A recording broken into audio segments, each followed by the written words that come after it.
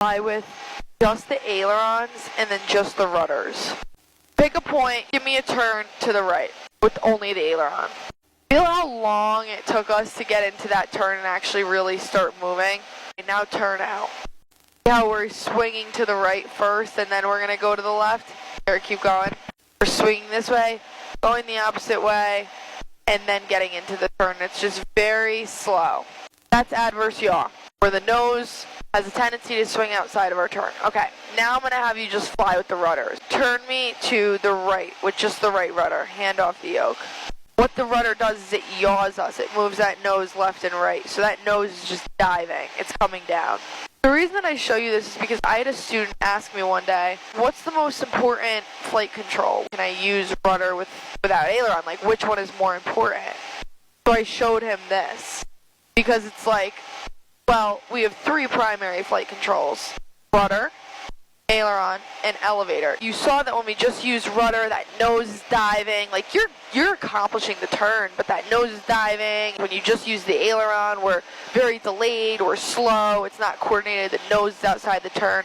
Now let's use both. They work much better when they're used all together. They all lack something when you just use one or the other. I'm going to bug a heading and have you turn to it.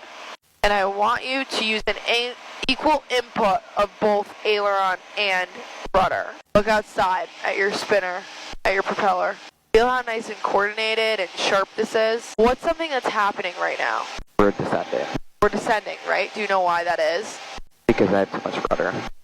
No, not necessarily. That could sometimes be the reason, but that's not really the underlying reason that I'm looking for. When we're going to turn, we need a force that's going to keep us in the turn, right? That's called horizontal component of lift. Did John ever go over with you like equilibrium? Yeah. Right. So you know we have lift equals weight and thrust equals drag, right? So all that vertical lift that's keeping us here in straight and level flight, when we go into a turn, it splits.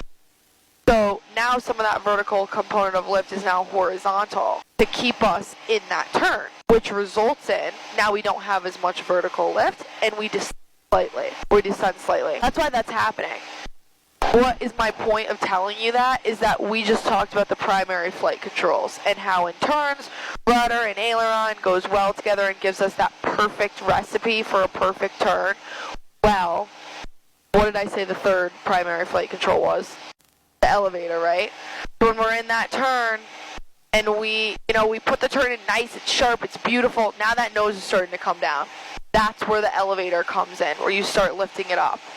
Your controls, I'm going to have you do what you just learned. So same thing that we started out with the stepping in with the rudder, stepping in with the aileron, and then when you start seeing that nose drop, I want you to fight it and not let it happen with your elevator. Complete use of all of your flight controls. And I just realized I'm using the word elevator, we have a stabulator. Same thing, except it's just a little different on our plane. Ready? Go. Stepping in, rolling in, perfect. Now you see that nose going down, right? So just don't necessarily rip that nose up to where you're climbing, but just add pressure, not letting it drop. This looks great. Look at you. Slicing it right through the horizon. We have a slight climb, but you can also see that because you can see the spinner is kind of up a little bit. Lower it slightly, and everything is small corrections. Okay, now step out, roll out. See that nose coming up? Against the horizon, don't let that happen. Whatever pitch attitude you have in the turn, you want to hold as you roll out as well. And why does that happen? Because when you were in that turn, you were applying that back pressure, right? Because we lost that vertical component of lift. And when you come out of the turn, we gain all that vertical lift back.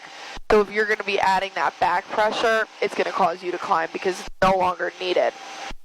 Okay. Step in, roll into the right.